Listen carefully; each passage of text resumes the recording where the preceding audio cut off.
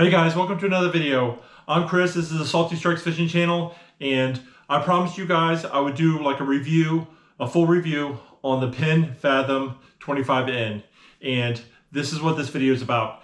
You may be thinking about getting a conventional reel, you may be thinking about the Penn Fathom itself in particular. Hopefully this video will help you decide if you want to get one or not, or if you're even interested. So stick around and check it out. Alright, today guys, I got the Penn Fathom 25N, and this is a pretty decent reel, I must say, and here's why. For the price, this thing's about $300. It's a conventional reel, it's a lever drag system, 2-speed, and what does this mean? That means that it's just like in spinning gear, you have a drag system, except for on the front, it's on the side, and all you have to do is push this lever to increase the drag, and it has a couple of different settings on that, but we'll go over that in just a minute. And by 2-speed, it means it has 2 sets of gears. Regular set of gears is 5.5 to 1 ratio, and then all you have to do is push this little button in, and it'll go to 2.7 to 1 ratio when you really need to crank down, and we'll talk more about that later. It can hold about 400 yards of 65-pound braid, which is a lot. And that's not including your top shot, that's just braid. So you won't want to go just braid. You want to put some fluorocarbon leader or a mono leader on top of that. But it holds a decent amount for the size reel. And it's called the 25N because for narrow, which means it's just a little narrower than most reels, like the 30 wide and 40 wide, those get a little bit bigger. And this is pretty comparable to the 30 wide. It's actually exact same specs as the 30 wide, but it's just a little smaller, which, you know, has its benefits and has a few drawbacks. All right, guys, so how does this thing work? Basically, you pull this lever back all the way, and it puts it in free spool, which will let it the line out, just like opening the bail on a spinning reel. And then you just engage it, and it'll slowly, as you press this up, increase the drag. It has a few settings. The lower ones are basically kind of work like a live liner setup on a spinning reel, where the drag's very loose, and you know, it allows the fish to take the bait, and if you're using an inline circle hook, and let it set itself, and then you just increase the drag. The next setting is basically full strike, which is a little heavier drag setting. So when that thing grabs it and pulls it, it's going to get a tug and it's going to set real nice. And then you can slowly increase this, you know, up to full, and the full drag setting should be about, I think, 28 pounds, and sunset, which requires you to press a little button before you can push it all the way in, and that's like lockdown mode, and that's about like 33 pounds of drag. That's max. So it's got a lot of beef to it for its size. I would say that it seems pretty sturdy. You know, there's a lot of other conventional reels like this that are like full metal body, and it's a little heavier duty, but I must say, I think if I knock this around quite a bit, I don't have any fears that it's going to fall apart. It's built pretty sturdy. And I like the button that you just click in to hit in low gear. Sometimes you get hooked into that big fish and you've been cranking at it for a little while, and it's time to pass the rod over to Rodney and you know, set him in the rod holder and start cranking and working him way up. So it's not as fast a reel, doesn't as line retrieve as, like you would say, like some of the other spinning reel setups, but it does seem to do pretty good. Last time I was out, we caught all different kinds of fish. I would say this thing is probably best set up for doing like bottom fishing.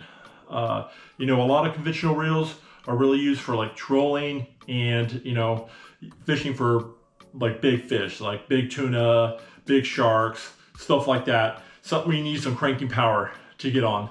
And this still does pretty good for the size, I would have to say. We went out and got on some nice big redfish. The first drop in the last trip, I pulled up a huge redfish, and this thing fought it with ease. The drag was smooth. You know, I had to lock it down pretty good. I had it in full and got him up, and there was a 26-inch red snapper. You know, it handled it well. And also, you know, it was pulling up the other fish fairly quickly. That's one of the things too, is like when you're fishing for some of the smaller snapper, like lane snapper and vermilion snapper out there, you got to get those things up quick. Sharks and big grouper and stuff, and cobia, and even other big giant red snapper will come up and snatch that fish if you don't get them away from the wreck fast enough. They'll come up and grab it and boom, you're gone. If you watch our channel, you've seen it happen. So that's kind of one of the reasons why I wanted to beef up just a little bit, is to give myself a little more fighting chance when that does happen. And it actually did happen. I was pulling up a fish and then I got hooked up to a school bus. This thing was a monster. It was dragging us all over the place. It was either a Goliath grouper or a big lemon shark. I couldn't get him up too high. I fought him for about like 10 minutes. And eventually Rodney had to take over, had to stick it in low gear and just start cranking. And I cranked for quite a while. He would take some drag, cranked again. I had to cut that video. I had to cut that out a little bit because that fight was getting a little too long. Anyway, eventually the line broke. It happens. I only have 65-pound braid here and 60-pound fluorocarbon leader. And at the time I had loaded up with 60-pound mono leader. I'm not a big fan of mono. I already kind of said that. I just don't like the stretch. That's it. No other ifs, ands, or buts about, you know, there's battles that go on. You can see it, can't see it, yada, yada. I just don't like it because I don't like the stretch. I like to feel my bites. I like to get full drag on, especially if you get snagged on the bottom and you got to break your line off. If you're hooked on the wreck or something like that, you pull on mono and it just keeps going because it stretches. And monofilament, fluorocarbon and braid, it'll get tight and it'll pop it off. That's a whole nother video. Anyway, back to the conventional reel. It does really well. That's one of the things about the lever drags is they don't have a wind-on system. Like most of the star drag systems, they have a level wind which guides the line onto the spool, which most of the time it does pretty good at spilling out. Every once in a while it'll start to pile up on one side, and when you drop it up, next time you're reeling some bait up, you just kind of get it back, even it back out a little bit. And you also take the risk of, if you're not very good with this or you're new to it, when you open the drag up to free spool it and you let too much line out and it buggers up on you. Bird's nest also. So you have to worry about that. That just takes a little practice, guys. Don't be scared. I know you've probably seen videos and stuff of like newbies and everything, just bird's nest. It doesn't take much, especially like when you keep your thumb on it, when you put it down to the free spool and just drop slowly. And then you can start tossing it a little bit and you get a little more used to it and everything. And it just takes a little getting used to. One of the good things too is with the fighting with the conventional reel is when you go down and man, that thing drags you all the way down, the rod will hit the boat before the line does. If the line hits the boat, there's a good chance it may just snap the line. So, some people, you see it just leaning on the boat, it may save you the fight. That's one of the reasons why you might want to use a conventional reel. This Penn Fathom, I must say, I got this one on sale for $245. They run for about $300, and I think it's a pretty good value.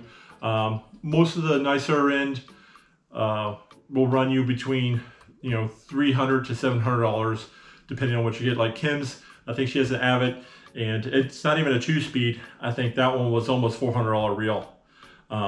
But she loves it. She just she loves her black and blue. And but I'll do maybe another video on that some other day. But we're just talking about this one. I like this too because it's the narrow, the 25N, because it's not so big and clunky. When you're cranking up, you don't feel like it's like you're torquing it one way or another. You can keep it under your arm and fight the fish. And like, you'll see some people, especially if they don't have a belt with a notch in it, they start cranking at this thing and this thing starts walking all over the place and stuff like that, which is kind of nice to have if you are going to fight with a bigger one. But like with this, I don't think I really feel like I need to. And it's got the handle drop down a little lower to lower that center of gravity. So when you're cranking, which I really appreciate. So to sum it up, I think this setup, I use a simple fish finder rig. That's just an egg sinker weight, swivel, and a couple feet leader. This is like 40 pound, and I just have a 2-aught inline circle hook here for bottom fishing, and I usually throw shrimp or some squid on the bottom there.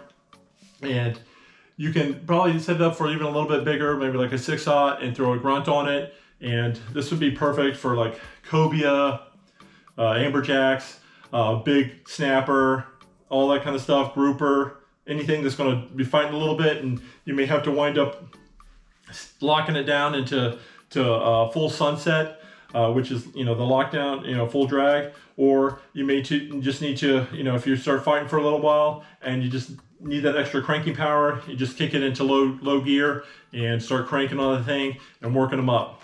But this is a pretty good reel. I would definitely recommend it. I may get another one if I see it go on sale. I'm not paying $300 for one, but if you keep an eye on Amazon, which I will put a link on the description area below, an Amazon link for these, and keep an eye on that price fluctuates on Amazon quite a bit. So you can catch it under $300. You just got to be careful. They are very popular, so they're out of stock quite often. So you have to, you know, get while the getting's good. You see it go on sale, grab one. But you know, I haven't appeared here with an ugly stick, and you know, I got a comment one time. It's like, why do you put a $300 reel on a ugly stick? And that's a whole nother video. I'm gonna do a whole video on that. I have good reasons for it. And but hit that subscribe button, notification bell if you want to hear any more of these kind of like info style tackle reviews. I hope this was helpful to you. Hope it makes a decision. If you have any other questions, just leave them in the comments below and I'll get to it. And hopefully you got something out of this, and thank you for coming along. Don't forget to hit that subscribe button and notification bell, all that good stuff. So until we see you next time on the water, guys, stay salty.